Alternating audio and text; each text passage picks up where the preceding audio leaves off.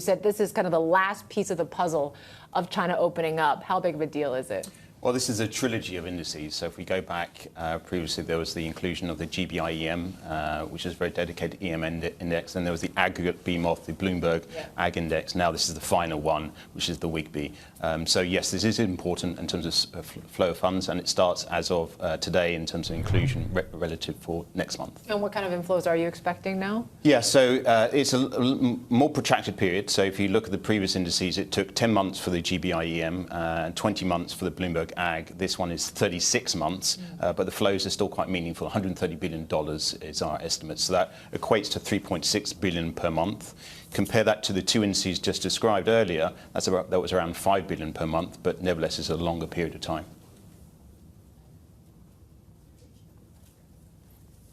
Oh, Andre, it's my turn. My apologies. I thought Yvonne had another one. I did, but I was going to give you a chance to ask. Okay, well, okay. Go for it. Save that question then.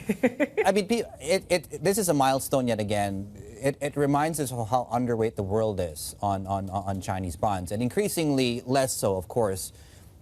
Now that we have this sort of end of the trilogy, you know, with The Godfather Part 3, from this perspective, from a global portfolio perspective, ideally, what should be that weighting for global investors as far as CGBs are concerned? Yeah, and it's still worth rewatching The Godfather, and same for these indices, I think, over time. Yeah, well, not the third. 1 and 2 are good. Yeah, exactly.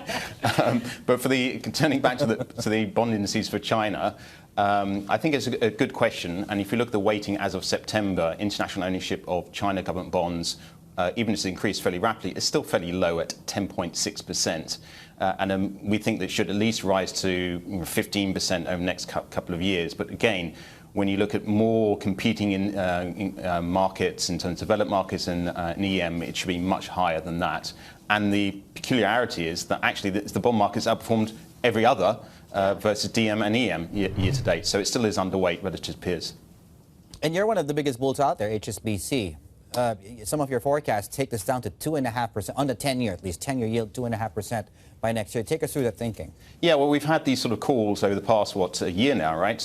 We come in and out and talked about China government bonds. We've been pounding on the table, and we continue to pound on the table. And it's not just about the returns, it's about the stability of returns, which is very important as we speak today and yesterday, given the sharp movements elsewhere. But there's a good case to be made, certainly with the deceleration in growth and piecemeal stimulus coming. Piecemeal stimulus, does that include a triple R cut? Not as piecemeal as that, no. So still sort of liquidity, and if there is going to be a triple R cut, it will be delayed and more targeted in nature, and probably into next year rather than this year. There has been some people saying if there is any kind of drawback to this inclusion is that it's becoming more mainstream and perhaps you are losing that diversification factor when it comes to Chinese bonds. What do you say to that this kind of low correlation aspect of Chinese bonds is going to be eroded? Eventually, at some stage, yes. But in terms of the clustering of correlation we're seeing in most markets at the moment in time, China's not part of that.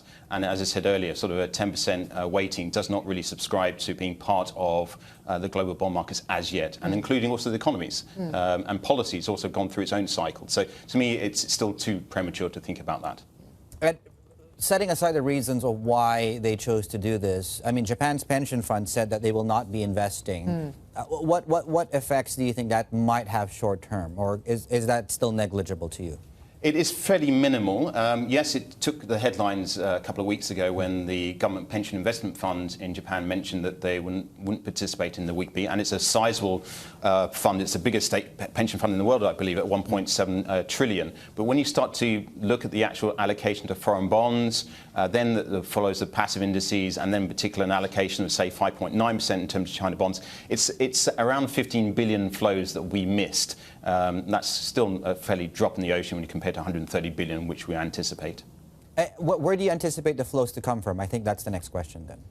Yeah, well, there are other accounts aside from the GPIF in terms of Japan. I still think there will be some Japanese flow of funds. Indeed, the WIGBI is quite a passive index, and Japanese accounts are quite a key component. So I think it will be Japan, and then also the US players looking to diversify. Again, based on what Yvonne mentioned, the diversification attributes will be the likes of US Treasury traders as well, or investors.